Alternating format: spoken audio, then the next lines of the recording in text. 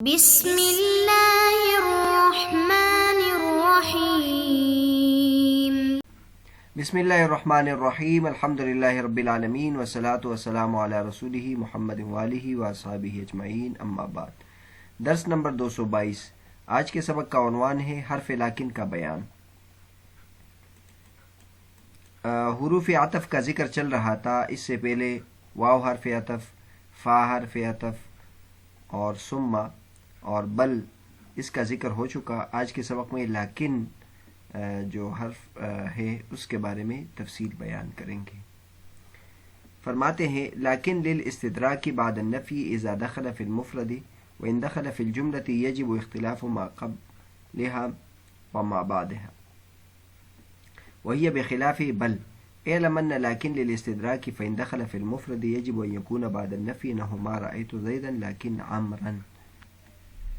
فإنه يتدارك عدم رؤية زيد برؤية عمرو، وإن دخل في الجملة لا يجب كونه بعد النفي، بل يجب اختلاف الجملتين في النفي والإثبات، فإن كانت الجملة التي قبل لكن مثبتة وجب أن تكون الجملة التي بعدها منفية، وإن كانت التي قبلها منفية يجب أن تكون التي بعدها مثبتة، وهي بخلاف بل في أن بل للإعراض عن الأول ولكن لیست للإعراض عن الأول۔ فرماتے ہیں لیکن یہ نفی کے بعد استدراک کے لیے آتا ہے جب یہ مفرد میں داخل ہو، اور اگر یہ جملے میں داخل ہو تو پھر اس کے ما قبل اور اس کے ما بعد کا اختلاف ضروری ہے، اور یہ بل کے خلاف ہے۔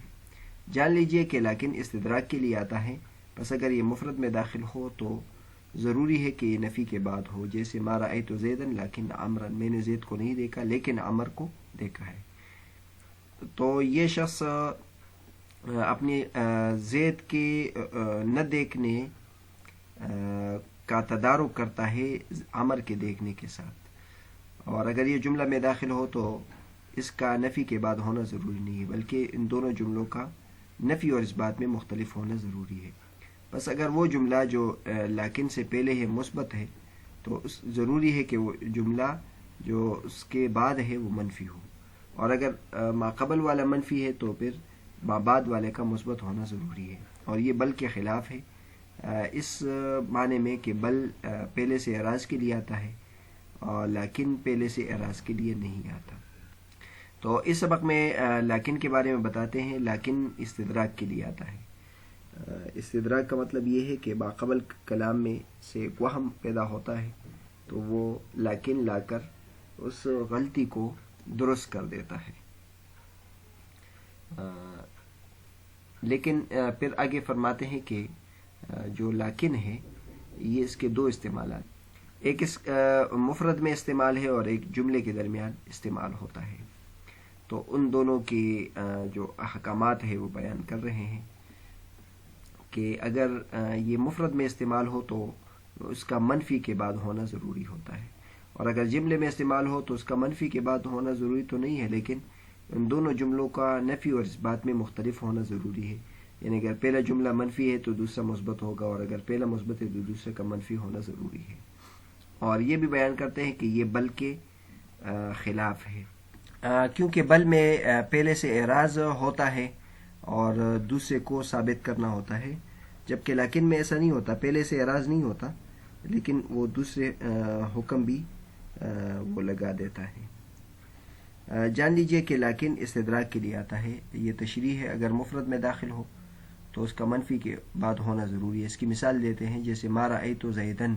لیکن عمرا، میں نے زید کو نہیں دیکھا لیکن عمر کو دیکھا ہے۔ تو مطلب یہ ہوتا ہے کہ جب کسی نے کہا کہ میں نے زید کو نہیں دیکھا تو اس سے ایک وہم پیدا ہو رہا تھا کہ شاید اس نے عمر کو بھی نہیں دیکھا، کیونکہ زید اور عمر آپس میں دونوں ایک ساتھ ہوتے ہیں۔ تو اب یہ لیکن عمرن کہہ دیتا ہے کہ میں نے عمر کو دیکھا ہے، تو اس وہم کو دور کر دیتا ہے۔ لیکن بل میں اگر اس طرح ہوتا ما رأیت زیدن بل عمرن، تو اس کا مطلب یہ ہوتا ہے کہ میں نے زید کو نہیں دیکھا، اور پھر وہ کہتے نہیں زید کو دیکھا ہے لیکن عمر کو نہیں دیکھا، تو وہ پھر اس سے بالکل مختلف ہو جاتا۔ لہٰذا یہ کہہ رہے کہ اگر لیکن مفرد میں استعمال ہو تو اس کا پھر نفی کے بعد ہونا ضروری ہوتا ہے، کیونکہ یہ زید کے عدم رؤیت کے بعد عمر کے دیکھنے کے ذریعے سے اس کا تدارک کرتا ہے، یعنی اس میں ایک وہم جو پیدا ہو رہا تھا اس وہم کو دور کر دیتا ہے۔ اور اگر جملے میں داخل ہو تو یہ بات تو ہے کہ وہ نفی کے بعد اس کا ہونا ضروری نہیں ہے، لیکن دونوں جملوں کا نفی اور اس بات میں مختلف ہونا ضروری ہے۔ پس اگر وہ جملہ جو لیکن سے پہلے مثبت ہے تو وہ جملہ جو اس کے بعد ہے اس کا منفی ہونا ضروری ہے، اور اگر وہ جملہ جو اس سے پہلے وہ منفی ہو تو اس کے بعد والے جملے کا مثبت ہونا ضروری ہے۔ اور وہ آخر میں وہی بات کر رہے کہ یہ بل کے خلاف ہے، بل تو پہلے سے اعراض کے لیے ہوتا ہے اور لیکن پہلے سے اعراض کے لیے نہیں ہوتا، یعنی پہلی بات بھی ٹھیک ہوتی ہے لیکن اس پر ایک اور بات کا اضافہ کرتا ہے۔ اب ایک مثال دے رہے ہیں، ایک مثال کے ذریعے سے اس کو سمجھا رہے ہیں۔ فَإِنْ أَقَرَّ لِزَيْدٍ بِعَبْدٍ فَقَالَ زَيْدٌ مَا كَانَ لِي قَطُّ لَكِنْ لِعَمْرٍ فَإِنْ وَصَلَ فَلِعَمْرٍ وَإِنْ فَصَلَ فَلِلْمُقِرِّ لأن النفي يحتمل أن يكون تكذيبا لإقراره فيكون النفي ردا إلى المقر، ويمكن أن لا يكون تكذيبا إذ يجوز أن يكون العبد معروفا بكونه لزيد ثم وقع في يد المقر فأقر أنه لزيد، فقال زيد إن العبد وإن كان معروفا بأنه لي لكنه كان في الحقيقة لعمر، فقوله لكنه لعمر بيان تغيير لذلك النفي، فيتوقف عليه أي على قوله لكن لعمر بشرط الوصل، لأن بيان التغيير لا يصح إلا موصولا، وقد ذكرنا في المتن أنه بيان تغيير لأن ظاهر كلامه يدل على الاحتمال الأول المذكور في المتن، وقد عرف في بيان التغيير أن صدر الكلام موقوف على الآخر فيثبت حكمهما معا، لا أنه يثبت الحكم في الصدر ثم يخرج البعض۔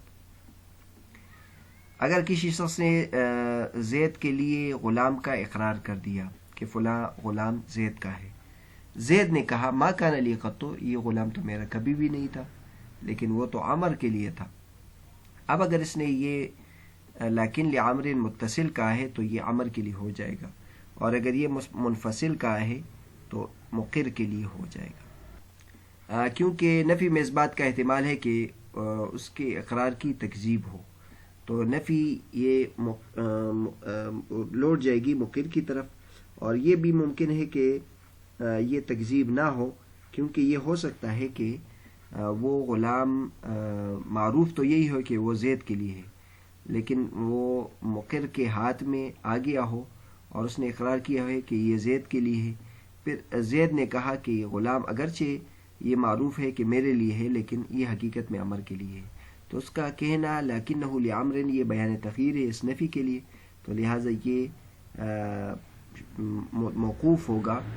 اس کے قول لیکن لعمر پر وصل کی شرط کے ساتھ، کیونکہ بیان تغییر صرف موصولاً ہی صحیح ہوتا ہے، اور ہم نے متن میں یہ بات ذکر کی ہے کہ یہ بیان تغییر ہے کیونکہ بظاہر اس کا کلام دلالت کرتا ہے کہ پہلے احتمال پر جو متن میں مذکور ہے، اور بیان تغییر میں یہ بات مشہور ہے کہ صدر کلام آخر پر موقوف ہوتا ہے تو ان دونوں کا حکم اکٹھے ثابت ہوگا، نہیں یہ کہ حکم صدر میں ثابت ہوگا پھر باز نکلے گا۔ مثال یہ ہے کہ ایک شخص نے زید کے لیے اقرار کیا کہ غلام کا، مثلا بکر ہے، اس نے اقرار کر دیا کہ جو میرے پاس غلام ہے یہ زید کا ہے، تو آپ حضرات کو معلوم ہے کہ اقرار سے ثابت ہو جائے گا کہ یہ اس کا ہے، لیکن جیسے ہی بکر نے زید کے لیے اس غلام کا اقرار کیا، زید نے یہ کہا ما کان لی قطو، یہ میرا نہیں ہے، لیکن ساتھ ہی کہہ دیا کہ یہ عمر کا ہے، تو اب کیا ہوگا؟ تو یہاں فرماتے ہیں کہ اگر لیکن کو اس کے ساتھ متصل کہہ دیا تو یہ عمر کے لیے ہو جائے گا، کیونکہ بکر نے اس غلام کا زید کے لیے اقرار کیا تو گویا یہ زید کا تھا، زید کا ہو گیا، اور زید اب اقرار کر رہے عمر کے لیے تو عمر کے لیے ہو جائے گا، لیکن اگر اس نے منفصل کہا تو یہ مقر کے لیے ہوگا، یعنی جب بکر نے کہا کہ یہ غلام زید کا ہے اور زید نے کہا کہ میرا نہیں ہے، تو اب اس کے ذریعے سے وہ غلام واپس مقر کے ہاتھ میں چلا جائے گا، اور اگلے دن اس کا یہ کہنا لیکن لعمرین، اس سے وہ غلام عمر کے لیے نہیں ہوگا۔ اس کی وجہ بیان کرے کیونکہ نفی میں اس بات کا بھی احتمال ہے کہ یہ اس کے اقرار کی تکذیب کر رہا ہو کہ آپ جو بات کر رہے ہیں یہ درست نہیں ہے، تو لہٰذا یہ نفی واپس مقر کی طرف آ جائے گی، اور اس میں یہ بھی ممکن ہے کہ وہ تکذیب نہیں کر رہا ہے، یعنی بکر کی تکذیب نہیں کر رہا ہے کہ آپ جھوٹ بول رہے ہیں، بلکہ وہ یہ کہنا چاہتا ہے کہ یہ ہو سکتا ہے کہ لوگوں میں تو یہ مشہور ہو کہ وہ غلام زید کے لیے ہے، اور پھر وہ مقر کے ہاتھ میں آیا ہو، یعنی بکر، اور بکر نے اس بات کا اقرار کیا کہ یہ زید کا ہے۔ زید نے کہا کہ غلام اگرچہ مشہور تو یہ ہے کہ وہ میرا ہے، لیکن حقیقت میں عمر کے لیے ہے۔ تو اس کا یہ کہنا لیکن لعمر، یہ بیان تغییر ہے اس نفی کے لیے، یعنی پہلے وہ یہ کہہ رہا ہے کہ میرا نہیں ہے، تو میرا نہیں ہے کا مطلب یہ ہے کہ وہ بکر کا ہے، لیکن اب اس میں وہ تبدیلی کر رہا ہے کہ نہیں، بکر کا نہیں ہے، عمر کا ہے، میرا نہیں ہے، عمر کا ہے۔ تو لہٰذا اس کو وصل کی شرط کے ساتھ اس پر موقوف کیا جائے گا، کیونکہ بیان تغییر یعنی آپ کے کلام میں کوئی تبدیلی ہو جو پہلے بیان سے مختلف ہے، تو اس کا موصول ہونا ضروری ہے۔ متن میں ہم نے یہ کہا کہ یہ بیان تغییر ہے کیونکہ بظاہر اس کا کلام پہلے احتمال جو ہے اس پر دلالت کرتا ہے، اور بیان تغییر میں یہ بات مشہور ہے کہ صدر کلام آخر پر موقوف ہوگا اور دونوں کا حکم اکٹھے ثابت ہو جائے گا۔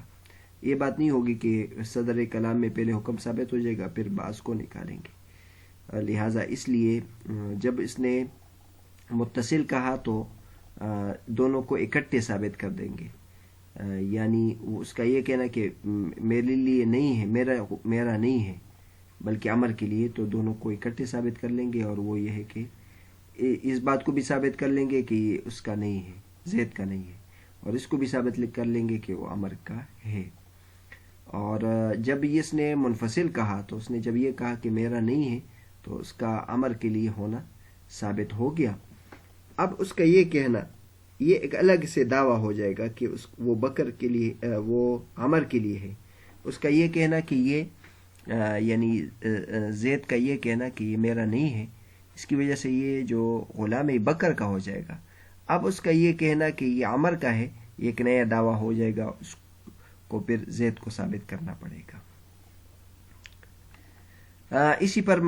مزید تفریح بیان کر رہے ہیں، وعلى هذا قالوا في المقضي له بدار بالبينة إذا قال ما كانت لي قط لكنها لزيد، وقال زيد باع مني ووهب لي بعد القضاء إن الدار لزيد، وعلى المقضي له القيمة للمقضي عليه، لأنه إذا وصل فكأنه تكلم بالنفي والاستدراك معا فيثبت موجبهما، وهو النفي عن نفسه وثبوت الملك لزيد معا، ثم تكذيب الشهود وإثبات ملك المقضي عليه لازم لذلك النفي، فيثبت الملك لعمر بعد ثبوت موجب الكلامين، وهما النفي عن نفسه وثبوت ملك لزيد، فيكون حجة عليه أي المقضي له لا على زيد فيزمن القيمة۔ وعلى هذا قالوا، اسی وجہ سے علماء کرام نے کہا ہے اس شخص کے بارے میں جس کے لیے فیصلہ کیا گیا ہے گر کا، گواہوں کے ساتھ، جب وہ یہ کہے کہ یہ تو میرا نہیں ہے، وہ تو زید کا ہے، اور زید کہے کہ اس نے مجھ سے خریدا ہے، اور یا اس نے مجھے بیچا ہے، اور یا مجھے ہبہ کیا ہے فیصلے کے بعد، تو اس علماء کرام نے یہ قالو کا مقولہ یہ ہے کہ یہ گر زید کے لیے ہو جائے گا، اور مقضی لہو کو قیمت دینی ہوگی مقضی علیہ کو، کیونکہ جب اس نے متصل کہا تو گویا اس نے نفی اور استدراک دونوں کا اکٹھے کلام کیا، تو دونوں کا موجب بھی ثابت ہو جائے گا، اور وہ اپنے سے نفی اور زید کے لیے ملک یہ اکٹھے ثابت ہو جائے گا، اور گواہوں کی تکذیب ہے اور مقضی علیہ کے لیے ملک کا اثبات یہ اس نفی کو لازم ہے، لہذا ملک عمر کے لیے ثابت ہو جائے گا دونوں کلاموں کے موجب کے ثابت کرنے کے بعد، اور وہ دو کلام اپنے سے نفی اور زید کے لیے ملکیت کا ثبوت، لہذا یہ اس کے خلاف مقضی لہو کے خلاف حجت ہو جائے گا، نہ کہ زید کے خلاف وہ قیمت کا ضامن ہوگا۔ اب پیچھے جو بتایا ہے اس پر تفریح کی ہے، اور اس کو تاکہ مزید یہ واضح ہو جائے، تو یہ ایک مسئلہ ہے کہ مسئلہ یہ ہے کہ عمر کا گر ہے، گر وہ عمر کا ہے، بکر نے بینہ کے ساتھ دعویٰ کیا کہ میرا گر ہے،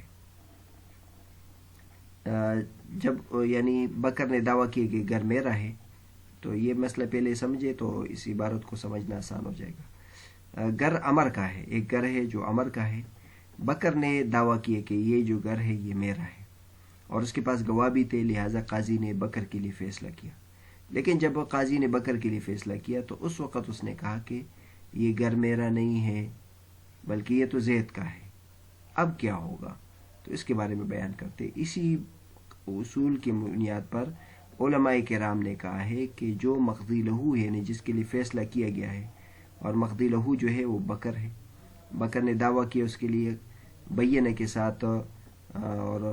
قاضی نے فیصلہ کیا ہے۔ اب اس نے کہا، بکر نے کہا ما کان لی قط، یہ گھر تو میرا نہیں ہے، لیکن لزید، یہ تو زید کے لیے ہے۔ اور زید نے کہا کہ یہ فیصلے کے بعد یہ اس نے مجھ پر بیچا ہے یا ہبہ کیا ہے۔ تو یہاں علماء کرام یہ کہتے کہ یہ گھر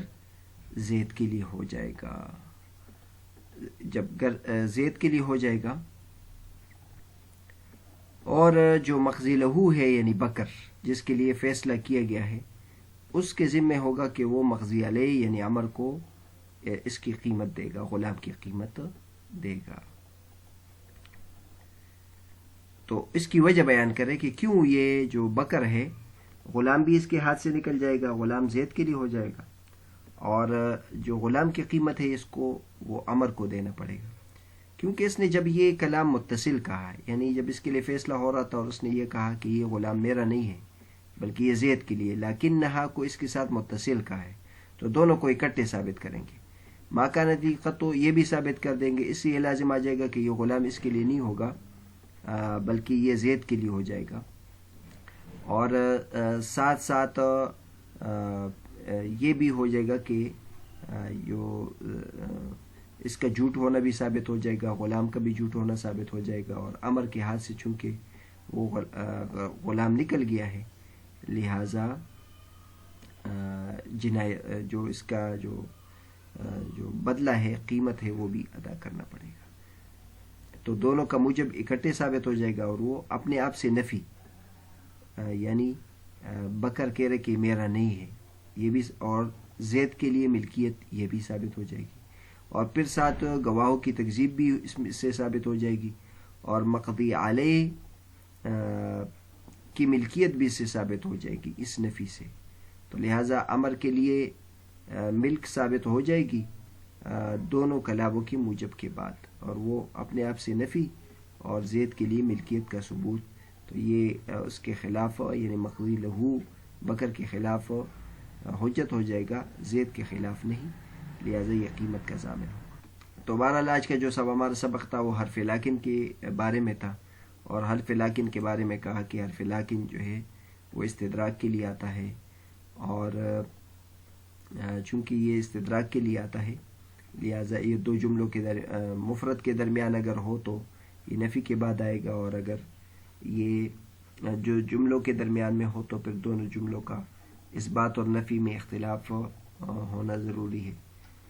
اور پھر اس کے بارے میں یہ بھی بیان کیا کہ لیکن جو ہے یہ بل کے خلاف ہے، بل میں تو ماقبل سے اعراض ہوتا ہے، لیکن لیکن میں ماقبل سے اعراض نہیں ہوتا، بلکہ ماقبل بھی کے ساتھ ساتھ ایک اور چیز کو وہ ثابت کرنا چاہتا ہے۔ اسی پر تفریح کے لیے مصنف نے مثالیں بیان کی ہے۔ انشاءاللہ لیکن کے بارے میں کچھ مزید بحثیں اگلے سبق میں بیان کرتے ہیں۔